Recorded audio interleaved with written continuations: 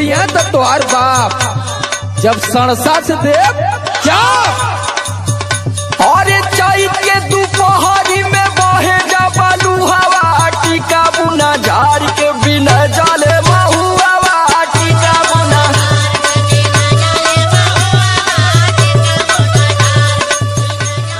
मालूम नहीं के मालूम तो ला हम बतावतानी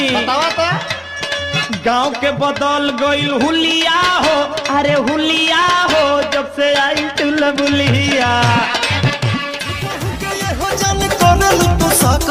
हमारा तो नहीं अब तो हमें बहाक हो हम तो सब बुझतानी पढ़ाई जन पढ़ाई एगो तू ही बड़ू रानी तुसे सच कहो तोनी गलत फहमी बात है कि दुगो रखले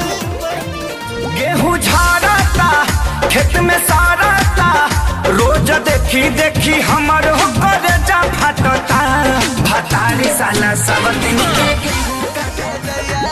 देखाइए दया मुँह देखाइए दया मुहमा देखते गईले बलमा मोर लगाही रे दया मुहमा देखते गईले बलमा मोर लगाही रे दया